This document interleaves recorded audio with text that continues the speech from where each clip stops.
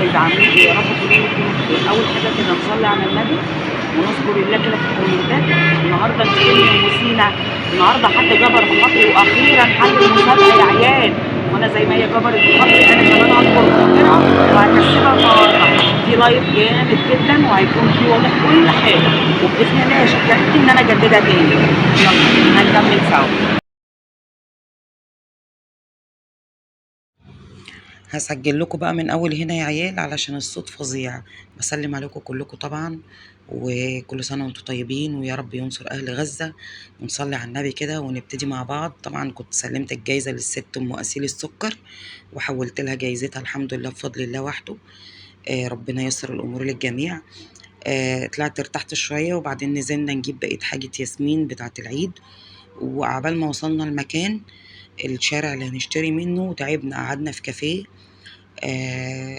وقلنا بقى ناكل السندوتشات سوا، وكنت بفرجكم الكافيه ده حلو قوي، انا قعدت فيه كتير. وبعد كده خلصنا مشاويرنا.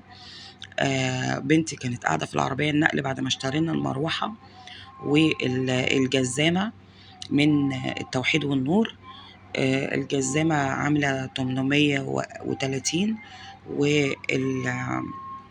والمروحه عامله 1570، علشان اخفف الحمولة شوية على التكييف عشان فاتورة الكهرباء غالية قوي. والحمد لله بفضل الله حاولت ان انا اركب فيها كده على قد ما اقدر. بصوا بقى العروق اللي في ايدي ديت، انا كذا مرة كنت عايزة اقول لكم يعني اسأل ليه كده بتبقى ظاهرة وساعات تختفي.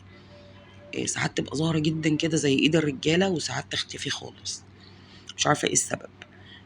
كنت بحاول طبعا اربط فيها، طبعا الايد ضعيفة، فقلت لابني ربنا يصلح حاله يا رب ويهديهولي اعملها لي. فكنت انا لسه بحاول وبقاوح انا وياسمين ان احنا نركب فيها. هي سهله جدا في تركيبها الحمد لله بفضل الله، بس برضو عايزه ايد راجل. آه وهي المروحه لطيفه يعني، هواها حلو بصراحه، مش وحشه. اهو ابني بدأ يتك على الحاجات اللي احنا ربطناها انا وياسمين، وكمل بقيت تركيبها. ادعوا له كده ربنا يهديه، وان شاء الله كده يدخل البطوله ويكسب. كنت بوريها لكم بقى على بعض. انا مش عارفه هي ماركتها ايه بصراحه، واسمها تقيل كده، مش عارفه كسيل ولا ايه، مش عارفه. نصلي على النبي بقى كده. بصوا بقى ما شاء الله الجزامه شكلها حلو، كان في منها فاتح وغامق، كان نفسي اجيب رمادي او اسود او ابيض، بس لقيت بيج وبني، فقلت اجيب الغامق وخلاص. والحمد لله بفضل الله رصينا طبعا الجزم بتاعتهم الحقيره. طبعا الصف التاني ده بتاعتي انا الشوزات، لا مؤاخذه يعني حقكم عليا، بس كنت عايزه اوريكم هي 5 ارفف فبتاخد جزم كتير. وشغلت المروحه كده بقى اوريها لكم. هي تقريبا اسمها كاستل، مش عارفه برضو. المهم يعني انا بوريها لكم، وريتكم الكرتونه وكده علشان تبقوا عارفين ماركتها. اشترينا شويه ميك اب خفيف كده، قلم روج وماسكارا. الماسكارا دي عامله 75 من مايت سينما. كنا هنجيب ام ان، طبعا هي حلوه جدا ام ان وكل حاجه بس مقاطعه. جبنا من مايت سينما عشان مش مقاطعه.